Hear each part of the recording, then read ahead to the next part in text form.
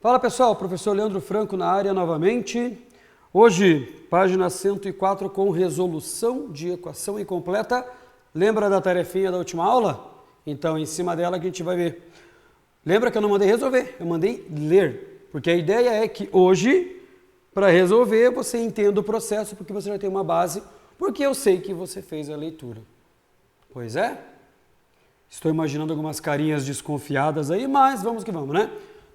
Página 104, acompanha comigo a tua apostila, abre aí que eu espero um pouquinho. Bom, lembra que eu falei na última aula que o importante é você saber quem está faltando para ter noção do que vai usar? A resolução da equação incompleta, nós temos basicamente duas maneiras de resolução. A primeira delas, quando você tem o A e o B, então você tem ali o termo comum, e aí nós fazemos a chamada, exatamente, evidência, foi o que você leu lá antes. E também quando nós temos o A e o C. E aí nós não trabalhamos com evidência, porque a evidência é para termo comum. Então a gente trabalha ali, nós trabalhamos a operação inversa. Tá ok? Bom, professor, eu lembro muito bem que na aula passada o senhor disse que era muito importante lá no RA saber quem estava faltando. Tanto que eu fiz alguns com vocês aqui. Sim, é muito importante. Por que, professor, você lembra lá? Ah, eu lembro. Eu te pergunto, e você lembra? Por que é importante? Cara, é importante porque se você não sabe quem está faltando, infelizmente você não sabe o que você tem que fazer para estar desenvolvendo. Então a aula de hoje, cara, vai ser só a resolução do exercício. Então é uma aula que não é tão longa, mas é uma aula fundamental. Porque logo após dessa, nós temos o conceito de resolução de equação completa. E aí, nós mudamos um pouquinho o foco da incompleta para pegar a completa, tá ok? Mas isso é palavras para daqui uns 10 minutinhos mais ou menos. Então vamos lá, resolução de equação. Vou resolver umas 5, 6 equações com vocês, acho que tá bom, vocês vão conseguir entender o processo. E aí, novamente, eu venho com a velha frase de todos os vídeos. Matemática é fazer, matemática é desenvolver, matemática é tentar. Matemática é errar. Quanto mais você erra, mais perto do acerto você vai estar, hein? Então, tenta. Vamos lá. Então, vamos lá para a primeira. Vou diminuir um pouquinho o tamanho. Dá para ver? Fechou. Mudando de lado aqui, ó. Você tem x ao quadrado menos 6x igual a zero. Quem que está faltando aqui? Bom, A. Quem é o A mesmo? Quem é o A? Quem é o B? Quem é o C? A é o elemento que está junto com a letra, com a sua variável ao quadrado. B é o elemento que está junto com a tua variável com o expoente 1. Lembrando que nunca vai ser zero lá, tá? E C é o teu elemento independente. O termo independente é o cara que vai estar sozinho. Normalmente não, em algumas vezes, em alguns casos, o C está para a esquerda da igualdade, para a direita da igualdade. E aí, você tem que jogar ele para o outro lado com a operação inversa, tá ok? Não são todos, são alguns, a gente vai ver alguma coisa parecida aqui também, tá? Então, o teu A vale 1, o teu B, olha o erro do professor da aula anterior, hein? Vale menos 6, lembra que eu corrigi? O sinal deve vir junto. Se não vir, professor, deu BO, vai dar problema, tá ok? E aí, o teu C é 0. Bom, essa aqui começa a chave, ó. C vale 0. Quando C vale 0, você está vendo lá que você tem uma letra para cada termo? Então, olha o que você tem ali, ó. Uma letra para cada termo. Professor, se tem uma letra para cada termo, eu tenho elementos com a mesma característica, semelhantes. Confere? Sim, confere. Quem é o semelhante ali? Responde para mim. Exato, é o X. Então, você pode colocar em evidência. O que é evidenciar, professor? É deixá-lo separado e aí você usa multiplicação como operação para você, caso queira voltar. É a nossa brincadeira de aulas anteriores, hein? A ida e a volta deve ser a mesma, propriedade da distributiva, tá ok? Então, lembrando que aqui tem 2, estou tirando 1, sobra somente 1. Aqui, se eu tirar o x, sobra somente o menos 6, tá lá? Igual a 0. Tá, professor, eu fiz a leitura que o senhor mandou, só que teve algumas dúvidas aí quando C era 0. E a primeira delas era, por que a primeira resposta é zero? Bom, quando você tem a distributiva, você tem os dois elementos, os dois fatores, ok? Os dois fatores dão origem ao produto, a multiplicação deles. Então, se você tem os dois fatores, a gente fala o seguinte, este primeiro fator tem que ser também a utilização para o segundo fator. Ou seja, a primeira resposta, quando C é zero, sempre, toda a vida será zero. Olha lá. Então, x igual a zero é a tua primeira resposta. Prof, mas eu vou ter duas respostas. Como assim que eu vou ter 2x? Para evitar problema, a gente vai colocar um adereço naquele carinha. Vamos colocar uma aspa nele. Ou também você pode chamar ele de 1. Então, tanto faz. O nosso x1, e aí a segunda resposta seria o nosso x2. Eu vou colocar uma aspa, tá? Primeira resposta e segunda resposta. Tá ok? Só para diferenciar os dois. O importante é usar a mesma letra. Então, x, a primeira resposta é 0, ok? A segunda. Olha lá a igualdade do zero que eu te falei dos termos. Distributiva faz a igualdade. Negativo, olha, passa para lá e passa para cá. Lembra que eu te falei que quem sabe termos e palavras, enfim, frases matemáticos somos nossos professores, você tem que olhar e saber. Claro que tem algumas coisas que são extremamente importantes, isso é óbvio, mas a enorme maioria basta você saber resolver, tá ok? Não precisa saber termo matemático não. Negativo vem positivo, então você tem x igual a 6.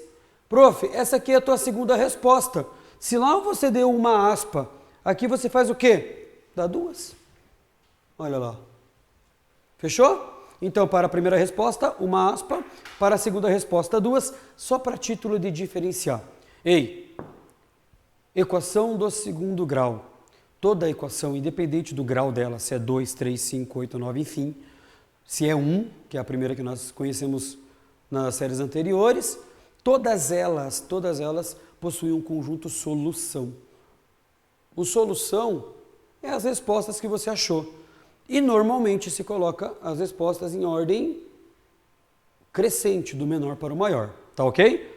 Ah, professor, mas a minha prof falou que eu posso usar o parênteses, sem problema nenhum. E eu até te dou um conselho, usa parênteses. Porque mais para frente, você vai pegar uma teoria que vai ser com parênteses e muito importante saber o que ele significa. Ok? Então, na dúvida, pode usar parênteses sem problema nenhum. O conjunto de solução, 0 e 6. Perfeito? Ok, professor, aqui o C é 0. Olha a letra B lá, pessoal. Ó. A, B. Quanto vale B? I. Tá vendo que aqui não tem letra junto? Se não tem letra junto, B é 0. Vamos marcar isso. E C vale quanto? 18, né? Certo? Claro que não, né? Essa foi pegadinha, essa foi proposital. O que está faltando do lado do 18, que o prof já errou uma vez, já corrigiu, e eu sei que você não errou? Exatamente. Está faltando um negativo. O sinal tem que vir junto. É obrigatório isso. Senão dá problema lá na frente, tá ok? Porque o número, se você não deixa o sinal aqui, ele fica 18 positivo. Só que quando você está olhando aqui, ó, nessa operação, você tem noção total que o teu 18 ele é negativo, tá ok? Então toma um pouquinho de cuidado, o sinal vai junto. Bom, qual é a diferença da A para B? É só você ver quem eu marquei. Na letra A eu marquei C igual a 0, certo? Na letra B eu marquei quem? Exatamente, B igual a 0. Se eu marquei B igual a 0, eu posso resolver do mesmo jeito? Se você fez a leitura que o prof mandou, viu que não é do mesmo jeito. Por que, professor, não é do mesmo jeito? Bom, só para você ver um pouquinho melhor, olha lá, e eu te faço a pergunta. E aí, tem termo comum? Tem não, né? Tá vendo que o 18 está sozinho? E o 18 é aquele teu termo independente. Então não tem termo comum. Se não tem termo comum, claro que eu não posso fazer evidência. Só para lembrar, caso você queira procurar depois, evidência, olha lá, nossa senhora, professor. Agora sim, ok? Evidência, procura lá, dá uma olhadinha, é bacana. mas não foge muito dessa teoria, tá? Primeira resposta sempre zero, a segunda usa quem está dentro do parênteses, perfeito? Bom, aqui eu não posso fazer evidência. Tá certo, evidência, olha o medo. Bom, aqui eu não posso fazer evidência. Aqui eu vou usar a operação inversa. Leitura, aula passada. Operação inversa, negativo, vem para cá o quê? Trocando o sinal, positivo. Olha lá. Bom, nós temos as operações inversas, como eu falei agora para você, negativo, positivo, positivo, negativo, multiplicação, divisão, divisão, multiplicação e potência. Também tem uma operação inversa. A potência, a gente viu nas aulas anteriores que o inverso dela é raiz. Então, olha o que você vai fazer. Raiz quadrada de 18. Ok? Professor, acabou, fechou? Fecha a conta e passa a régua? Não. Não, porque raiz quadrada de 18, ela é passiva de fatoração. Então, dá para fatorar o 18. Olha lá. Ó. Professor, o que é fatorar? Eu vou dar uma dica, só que essa dica eu quero que você só pense como é e não no conteúdo em si. Lembra do tal do MMC?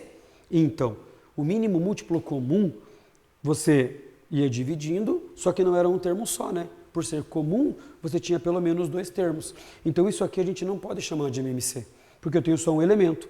Então, aqui eu tenho que chamar obrigatoriamente de fatoração ou decomposição. Então, decompondo 18 rapidinho, números primos à sua direita sempre. 2, porque é par. Não posso usar 2 porque é ímpar. Só dando uma relembrada aí. Olha lá. Fiz a decomposição do 18? Bom, vimos também em aulas anteriores que nessa raiz há um número naquele índice ali que não aparece, que sempre será 2. Significa o agrupamento. Então eu vou agrupar de 2 em 2 para tirar da raiz. Ó, agrupei de 2 em 2, esse cara saiu da raiz. Quem ficou lá dentro? Quem não tem com quem agrupar. Então, a resposta final e mais simples é 3 raiz de 2. Ok? Fechado aí? Bom, resolvemos uma com C igual a 0, resolvemos outra com B igual a 0 e dá uma olhadinha na tua página quanta coisa você tem. Olha lá. Deixa eu despoluir para você aqui. Você já deu pausa, eu sei que você já deve ter copiado ou ter corrigido.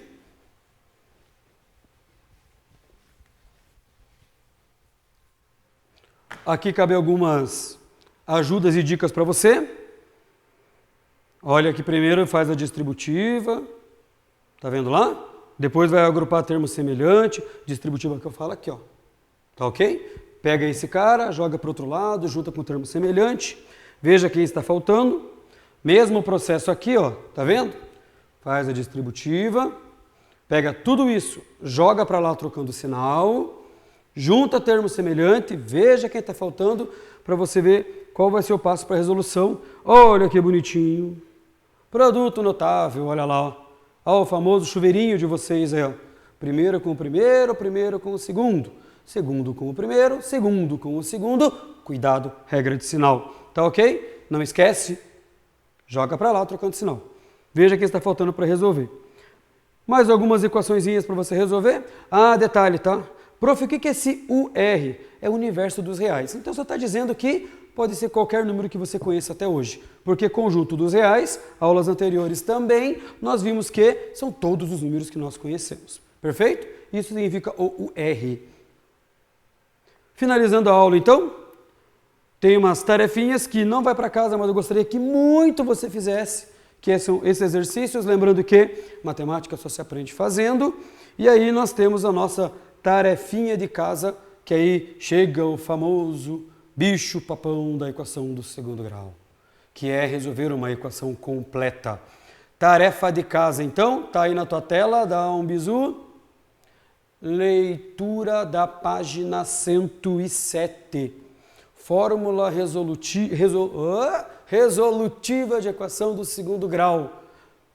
Esse cara tem um nome bonito. É o famoso Bhaskara, que todo mundo um dia na vida já ouviu falar. Uns gostaram, outros não. Cabe cada um a sua adaptação. Eu, Leandro, particularmente, não devido ser professor, gosto. Tá ok, pessoal? Abraço para vocês. Até a próxima. Fui!